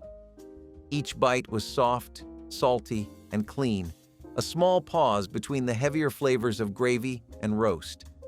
They were never the centerpiece, but they grounded every plate, steady, dependable, and full of quiet charm. Housewives in the 1940s and 1950s loved them for their ease and beauty, a way to make an ordinary dinner feel like a feast. They were served from enamel bowls, steaming and fragrant, a green promise of freshness in the middle of winter. Parsleyed potatoes were the kind of food everyone took for granted until the bowl was empty. Humble, pretty, and timeless, they turned every Christmas meal into something balanced, comforting, and complete. Fine dining wasn't always reserved for restaurant reservations. Decades ago, ambitious home cooks brought luxury to their own tables, and nothing symbolized extravagance quite like lobster. Once considered a working-class food, lobster transformed into a high-end delicacy by the early 20th century. By the 1950s, lobster thermidor was a showpiece for special occasions, especially Valentine's Day. The combination of tender lobster, rich bechamel sauce, Dijon mustard, and a golden cheese crust made it an opulent centerpiece for two. But as indulgent as it was, this dish didn't survive the decades unscathed. The reason was its complexity, and lobster thermidor isn't a quick fix. It demands precise timing, multiple cooking steps, and an appreciation for the art of sauce making. Not exactly a weeknight meal. Then there's the price tag. Lobster wasn't always the luxury item we know today, but overfishing and demand turned it into one. By the 1980s, home cooks were trading in labor-intensive seafood dishes for more accessible proteins. And let's be honest, cracking shells and carefully stuffing lobster halves isn't quite as convenient as ordering a steak. Still, for those willing to put in the effort, lobster thermidor remains one of the most decadent ways to celebrate love. Harvey Wallbanger cake, inspired by the cocktail, infused the dessert scene with a unique blend of orange, vodka, and Galliano, offering a spirited, tangy treat. Its decline can be attributed to changing tastes and the proliferation of desserts that incorporate a wider range of flavors and ingredients. The novelty of alcohol-infused cakes has expanded, making the Harvey Wallbanger cake less distinctive among desserts that feature more complex or exotic alcohol bases. Additionally, the shift towards more natural and health-conscious dessert options has led to a decreased interest in cakes heavily reliant on processed ingredients. Despite this, the cake's distinctive flavors and potential for reinterpretation with higher quality, less processed ingredients could revitalize its appeal in the context of modern culinary trends. Letting kids help with simple tasks was one of the sweetest parts of Thanksgiving at Grandma's house, even though half the time the jobs she gave them were more symbolic than necessary. She understood something everyone else forgot. Children needed to feel like they were part of the day. So she handed out tiny responsibilities with a smile, knowing they would remember them long after the holiday was over. One child stirred batter slowly with both hands wrapped around the spoon. Another placed napkins on the table, each one crooked in a different direction, but she never corrected them. Someone else carried rolls to the counter or sprinkled a pinch of salt when she said the word. These were not real cooking duties, not in the strict sense, but they were real in every way that mattered. Kids stood a little taller, proud of their work, glowing when Grandma said thank you as if the entire meal hinged on their effort. And in a way, it did. Their excitement filled the house and softened the stress that tends to cling to holiday preparations. Grandma knew that perfect Thanksgiving meals were not just built from food, but from memories made along the way. She poured patience into every task she gave them, teaching them without lecturing, including them without hesitation. Years later, those same grown kids would remember stirring batter or folding napkins far more vividly than any dish on the table, and that was exactly her point. The food mattered, of course, but the feeling mattered more. Helping Grandma meant belonging, and belonging meant Thanksgiving was perfect. Candied carrots with orange glaze were the sunshine of the Thanksgiving table, a dish that glowed as brightly as the spirit of the day itself. Slender carrots, peeled and sliced, were simmered gently with butter, brown sugar, and a splash of orange juice until tender and glossy. As the syrup reduced, it coated every piece in a golden sheen, the fragrance of citrus and caramel drifting through the kitchen. Housewives of the 1940s and 1950s adored this recipe, not just for its beauty, but for the optimism it brought to the table. It symbolized better days after years of rationing and scarcity. The vibrant orange mirrored the era's fascination with color, abundance, and cheer. Served in sparkling glass bowls or Pyrex dishes, the carrots caught the light like jewels, a touch of brightness among the earthy tones of the feast. Children loved their sweetness. Adults appreciated their elegance. They offered a reminder that simple ingredients could still create wonder. As tastes grew more complex, this humble side faded from modern menus. But in its time, candied carrots with orange glaze represented hope, sweet, steady, and radiant, the kind of joy that came from turning the ordinary into something beautiful. Chocolate peppermint roll was the showstopper of every holiday dessert table. A light sponge cake baked flat and rolled with a creamy peppermint filling, It looked like something from a glossy 1970s magazine ad. The swirl inside revealed its story, a perfect balance of rich chocolate and cool mint, made to impress, but easy to love. The aroma filled kitchens with festive warmth, the kind that made people linger just a little longer near the oven. Cooks dusted the top with powdered sugar or drizzled thin ribbons of chocolate glaze for that final elegant touch. It was the dessert that made guests pause before cutting, admiring the spiral as if it were art. Making it was a test of care. The cake had to be rolled while warm, the filling spread with confidence. When sliced, it held its shape beautifully, soft, light, and filled with joy. For homemakers of the 70s, it was proof that creativity and precision could coexist. Served chilled, it was as refreshing as it was decadent. One bite felt like winter wrapped in sweetness, cool, rich, and entirely unforgettable. Delicate, buttery, and elegantly piped sandwich cookies were once a hallmark of refined baking. In mid-century kitchens, these treats weren't mass-produced. They were carefully crafted, often reserved for special occasions like Valentine's Day.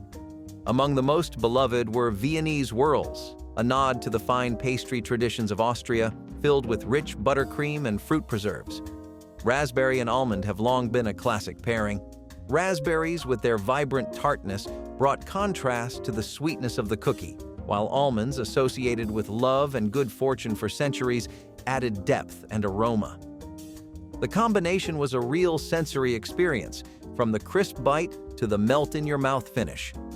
So why did these elegant cookies disappear from Valentine's tables? Part of the reason was convenience. By the late 20th century, store-bought sandwich cookies became the norm, offering sugary fillings with a longer shelf life but less character. At the same time, home baking shifted towards simpler, larger desserts, pushing labor-intensive piped cookies into the background.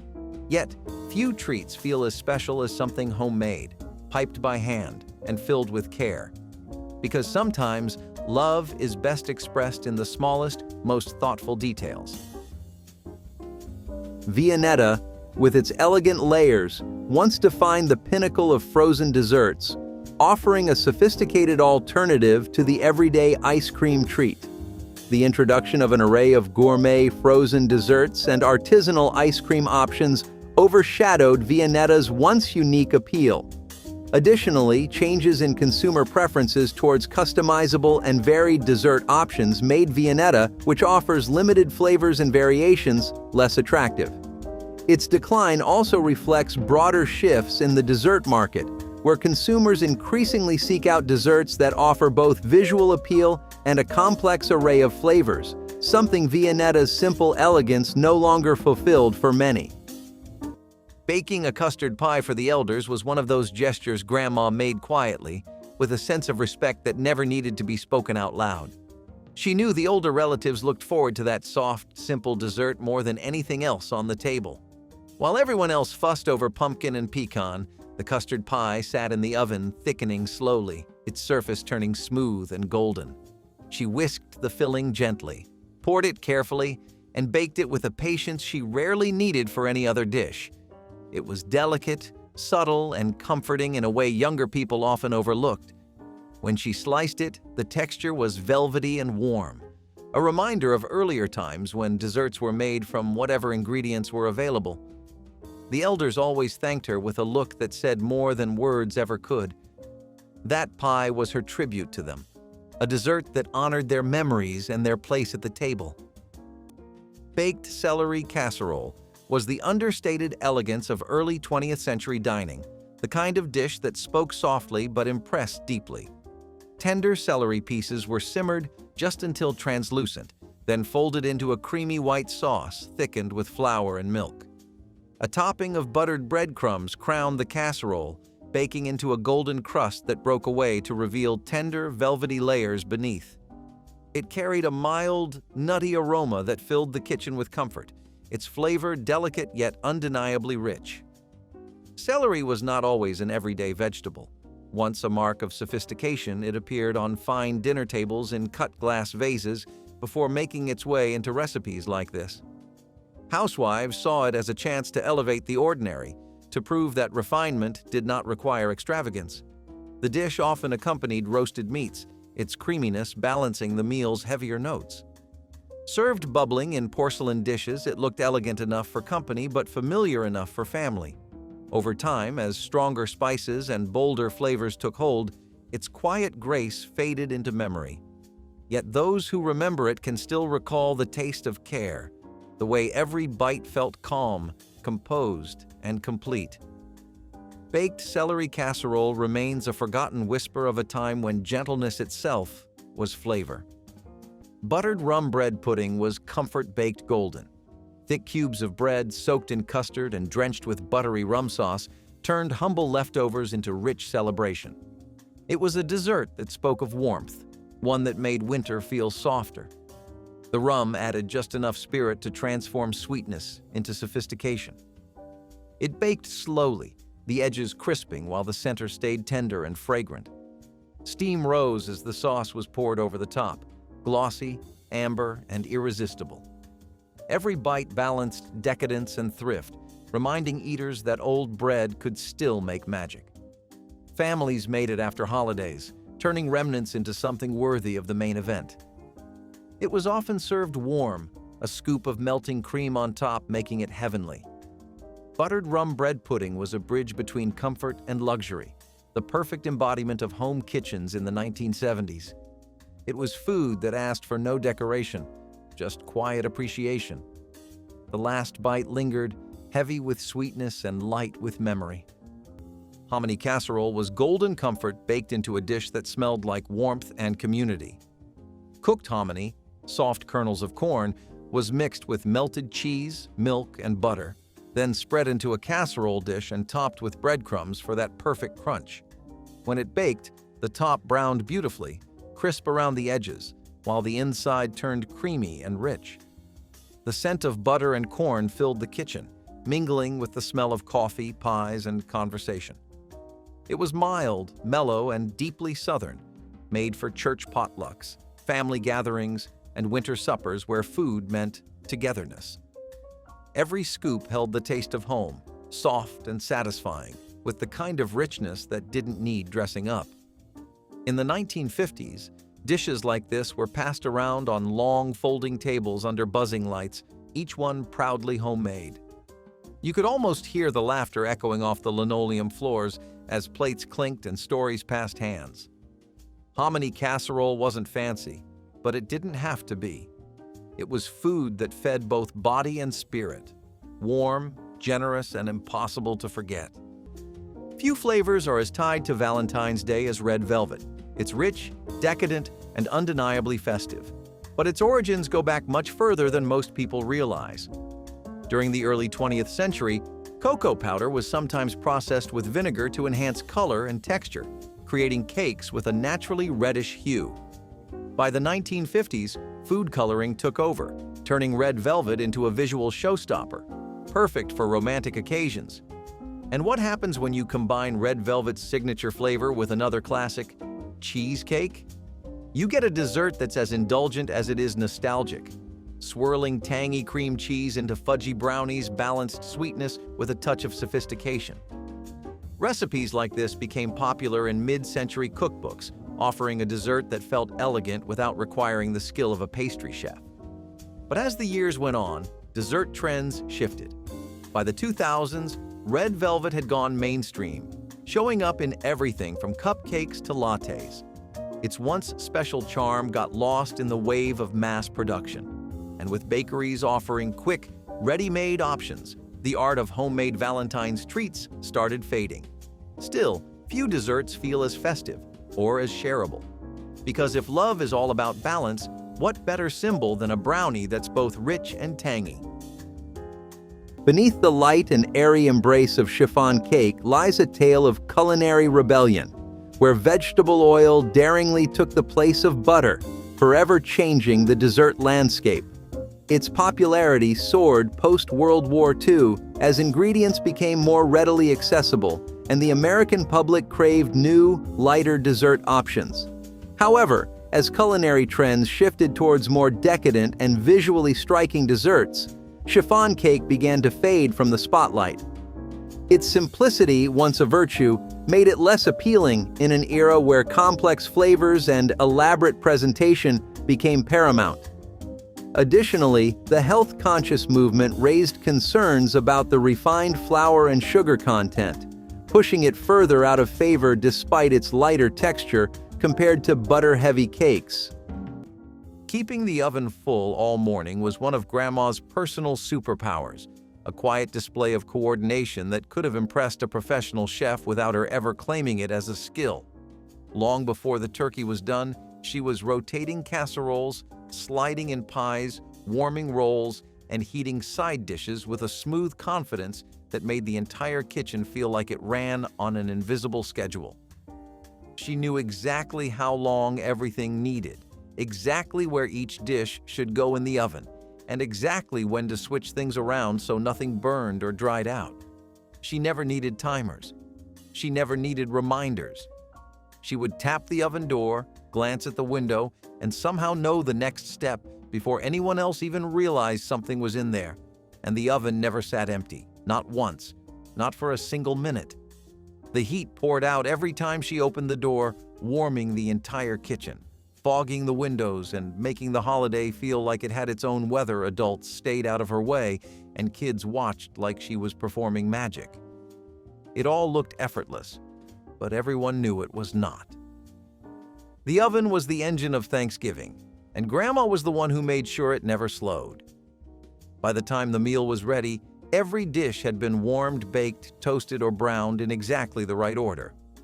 And even though she never said it out loud, everyone knew this orchestration was one of the reasons Thanksgiving tasted the way it did: perfect. Predictable? Comforting. Just the way Grandma always intended. Mock pecan pie was the Depression-era dessert that refused to give up sweetness. When real pecans were too expensive, cooks used oats, breadcrumbs, or crushed crackers instead. Mixed with brown sugar and syrup, the filling baked into a chewy, caramel-like layer that mimicked the flavor and texture of the real thing. The crust was often handmade, rolled thin to save flour, but still tender from lard or shortening. For many, it wasn't just a substitute. It was a small act of defiance against scarcity. Families cut into it proudly, knowing they'd turned less into something that felt like enough. Mock pecan pie was the proof that celebration could exist even when times were hard. Though forgotten today, it once symbolized resilience baked golden brown. Old-fashioned Divinity candy shimmered like snow caught in sunlight. Whipped from egg whites, sugar syrup, and a whisper of vanilla, it demanded precision and patience. The process was an act of faith, beating, stirring, and waiting until the mixture turned cloud-like. In southern kitchens, it was made by grandmothers who knew just when the weather was dry enough for it to set. Divinity was delicate but proud, its texture melting on the tongue like spun sweetness. Each piece was dropped by the spoonful onto wax paper, crowned with a single pecan. It filled candy tins and mason jars, shared between neighbors as tokens of affection. Its white, glossy peaks seemed almost too perfect to eat, yet they were gone in moments. Making it was as much tradition as recipe, a quiet measure of love passed down through generations. Today, few take the time to make Divinity, but for those who remember, one bite recalls Christmas mornings, gentle voices, and sugar that seemed to hold light itself. Cornbread dressing with sage was the southern heart of Christmas dinner, a hymn baked golden and fragrant with memory. The cornbread was crumbled into a large bowl, joined by onions, celery, and sage so strong it filled every corner of the house. Warm broth poured over it, turning dry crumbs into something soft and rich. It baked until crisp on the edges and tender in the middle, the surface turning a deep shade of brown. Each bite carried warmth, savory, buttery, and alive with herbs. Long before boxed mixes and shortcuts, this was made by hand, a process passed from mother to daughter, written down in grease-stained notebooks, or not at all. No two families made it quite the same, but all swore theirs was best. It wasn't just food, it was belonging, a way of gathering generations through flavor and faith. Cornbread dressing with sage was love served hot, a taste of the South, timeless and sacred. Creamed carrots and peas were the quiet beauty of Christmas dinner, the kind of dish that filled the table with warmth without ever asking for attention. Fresh carrots were sliced thin, peas shelled or poured from a can, and both simmered gently in butter until soft enough to yield under a spoon. A splash of milk turned the mix silky, and a spoonful of flour thickened it into a smooth, glossy sauce that clung to every bite. The sweetness of the peas balanced the earthy calm of the carrots, the two melting together in soft harmony. The scent that rose from the pot was gentle and homely, sweet, buttery, and full of patience. It was the side that stood quietly beside grander dishes, yet no plate ever looked complete without it. Children loved its mildness, adults, its nostalgia. In the 1950s and 1960s, it was a staple of Christmas tables across the country, a simple sign of comfort and care. Creamed carrots and peas were food made with kindness, meant to soothe and steady, never to impress. It was the flavor of family, familiar, forgiving, and always enough. Effervescent, elegant, and just a little playful, gelatin-based desserts once held a prime spot on Valentine's Day menus. From the Victorian era through the mid-20th century, molded gelée were considered the height of sophistication, appearing at banquets, weddings, and candlelit dinners alike. And when Prosecco entered the mix, this classic treat became even more celebratory. Sparkling wines like Prosecco have long been associated with romance. Their light, crisp bubbles were believed to enhance mood and lift spirits, making them the perfect pairing for strawberries, one of the most iconic love foods in history. The natural sweetness of ripe berries balanced the subtle tartness of the jelly, creating a dessert that was as refreshing as it was luxurious. So why did this shimmering delight disappear? Blame changing tastes. By the late 20th century, elaborate molded desserts were seen as old-fashioned, replaced by richer, more indulgent options. At the same time, Prosecco itself became more common in cocktails than in desserts, and the delicate art of gelée making was left behind in favor of simpler, faster sweets. Crêpe Suzette, featuring thin pancakes and a showy orange sauce, added a touch of French elegance to the table, impressing with its dramatic flambé performance. However, its decline in popularity can be attributed to the modern diner's preference for quicker, less intricate desserts. The preparation of crêpe Suzette, particularly the flambé technique, while theatrical, may seem intimidating to the home cook and overly elaborate for casual dining. Additionally, the shift towards lighter, health-conscious dessert options has overshadowed richer, buttery desserts. Despite this, Crêpe Suzette holds potential for resurgence with adaptations that simplify the recipe without compromising its essence, catering to the contemporary interest in both gourmet home cooking and healthier, refined sweets. Handwritten recipe cards pulled from a tin box were one of Grandma's most treasured tools, even though she never treated them like anything fragile. The box was old, dented, and faded, but inside lived the entire memory of her kitchen. Each card carried soft edges, smudges of flour, and notes written over years of trial and adjustment. She pulled the box down every Thanksgiving, sorting through the cards quickly until she found the right one. Sometimes she read it carefully. Other times, she just glanced, using it more as a reminder than a guide. Kids loved asking about the cards, and she always let them hold one gently, smiling as they traced the handwriting. Those cards held her patience, her practice, and the wisdom she inherited from cooks before her. No digital recipe could ever replace their warmth or their history. Every dish she made felt touched by that old tin box. Brown bread. Steamed pudding was a taste of New England's heart, dense, dark, and fragrant with molasses. Made from cornmeal, whole wheat flour, and buttermilk, it was steamed slowly in coffee cans or cloth bags, filling homes with warmth and spice. Each serving was soft, slightly sticky, and comforting, best eaten with butter or a drizzle of cream. For families enduring long, cold evenings, it was both dessert and sustenance.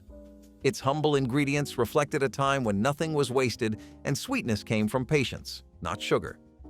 The flavor was deep and homey, carrying notes of brown sugar and earth.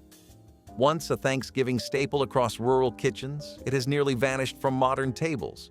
But for those who remember, it represents endurance, the kind that fed both body and spirit when times were lean. Brown bread, steamed pudding was the quiet sweetness of gratitude itself.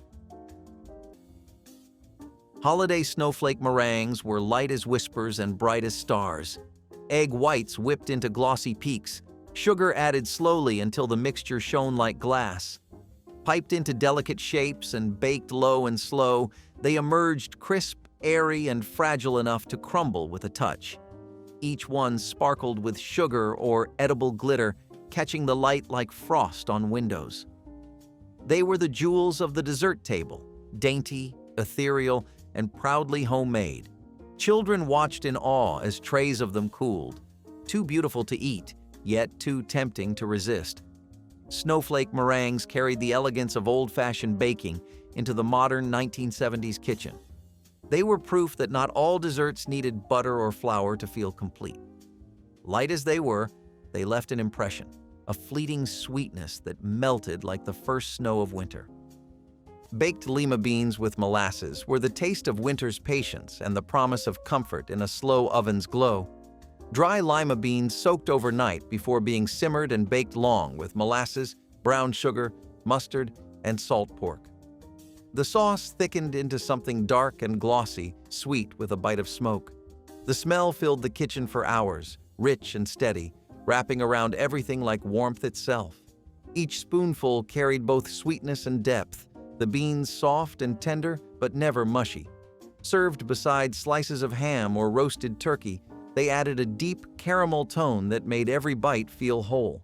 In old households, this was a dish for both celebration and endurance, food that required time and rewarded it. Nothing about it was fast, yet nothing about it was wasted. It was humble, hearty, and proud, the kind of recipe that reminded people why they cooked in the first place. Baked lima beans with molasses were working people's treasure. Simple, soulful, and rich in the ways that mattered most. Few dishes strike the balance between comfort and luxury, quite like macaroni and cheese. A staple of American home cooking for over a century, it was originally a simple, affordable meal. But by the mid-20th century, home cooks looking to impress began adding gourmet ingredients, none more decadent than lobster. Lobster itself has had a dramatic culinary evolution. Once considered peasant food, it became a luxury item by the early 1900s, appearing in fine dining menus and special occasion recipes. Combining it with mac and cheese was a statement.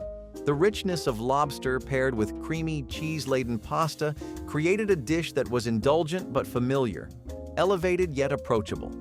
As lobster became more expensive, its place in home cooking dwindled. At the same time, mac and cheese shifted toward either quick stovetop versions or gourmet truffle-infused restaurant dishes, leaving this mid-century classic in the middle ground. But some flavors deserve a comeback. Because while steak might say fine dining, nothing says thoughtful comfort quite like a perfectly baked dish of mac and cheese, with just enough lobster to remind you it's still a special occasion. Timing the meal around family instead of the clock was one of Grandma's gentle rules, something she believed in more strongly than any recipe. If one person was running late, the carving knife stayed on the counter. If someone called to say they were on the way, she turned the oven to warm and waited. Thanksgiving, to her, was about togetherness, not punctuality.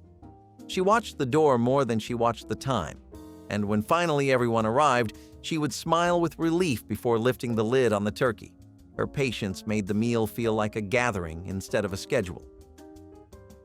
Listening to holiday music while she cooked was one of Grandma's ways of setting the tone for the entire house. She would put on a record or turn the radio to the seasonal station, letting songs drift through the rooms as she stirred, chopped, and baked. The melodies blended with the sounds of pots simmering, the oven door opening, and the quiet thud of her footsteps across the kitchen floor.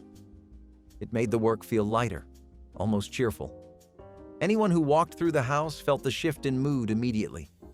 It was impossible not to smile when the music floated past. Raisin pie, or funeral pie, as it was once called, carried both comfort and continuity in its humble crust.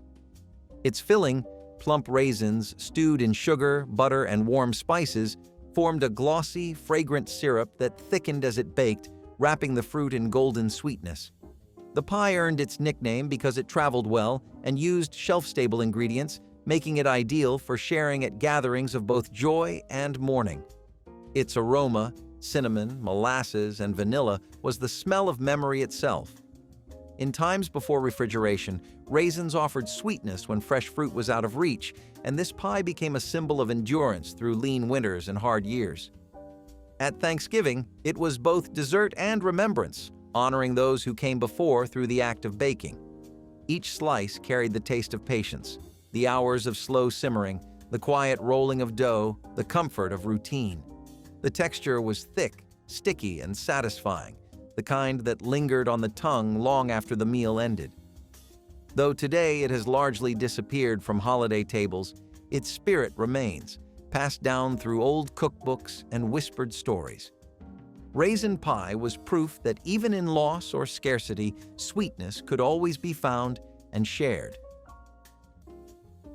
Holiday gingerbread trifle turned a colonial classic into 1970s decadence. Cubes of soft gingerbread layered with lemon curd and whipped cream created a dessert both old-fashioned and new. The spiced cake soaked up the citrus tang, each bite a mix of warmth and brightness.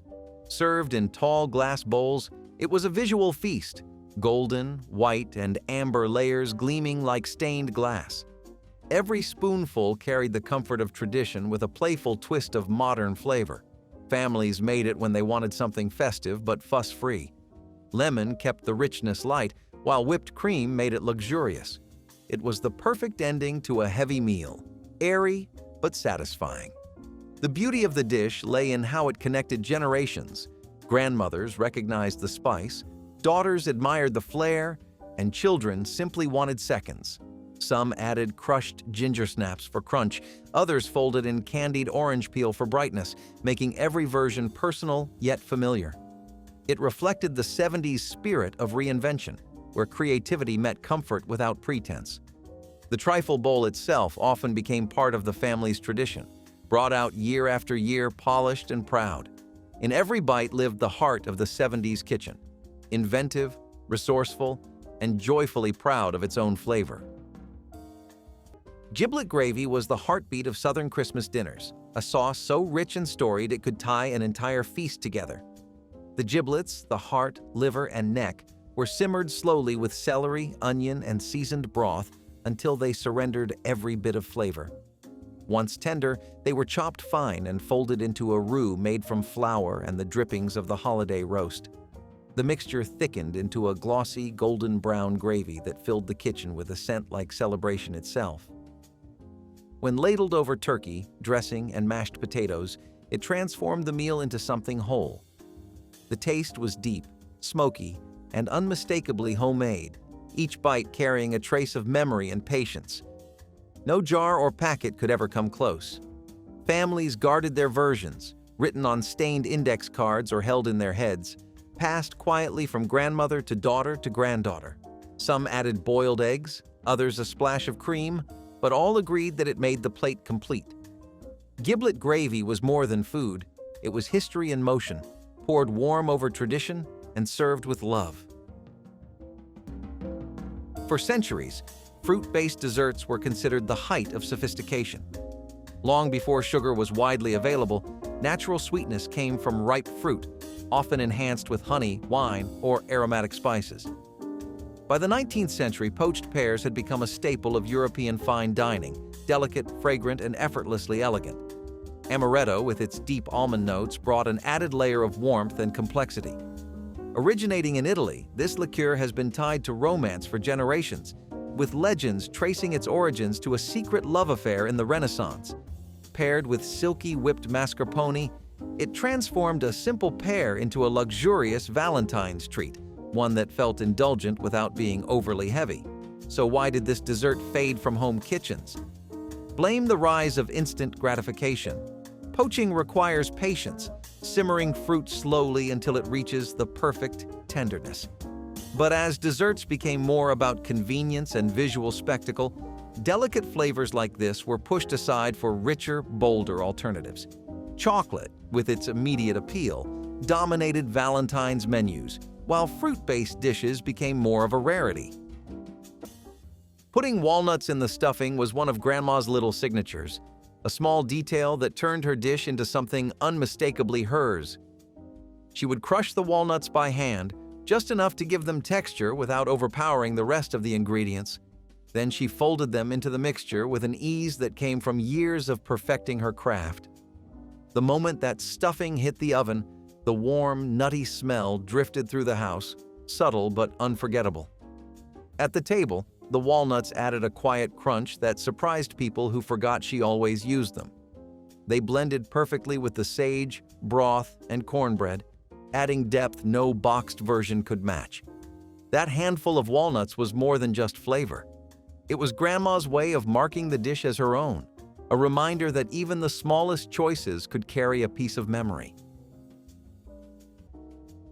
Jellied cranberry rings were Thanksgiving's edible art. Homemade cranberry sauce was poured into molds, chilled, and turned out in perfect circles to adorn the holiday spread. The jewel-red rings shimmered beside the turkey, adding color and ceremony to the table. In the mid-century, when presentation was everything, this dish embodied the era's aesthetic pride. Housewives competed to perfect the shape, the smoothness, the glossy finish. The flavor was tart, bright, and just sweet enough to balance the meal. Over time, convenience cans replaced molds and the artistry disappeared. But in those who remember, the memory still glows. The wobble, the shine, the first perfect slice. Jellied cranberry rings were edible nostalgia, a reminder that beauty once had a place at every meal. If even one of these old Thanksgiving dishes brought back a memory, drop it in the comments and tap like and subscribe so these recipes don't disappear twice.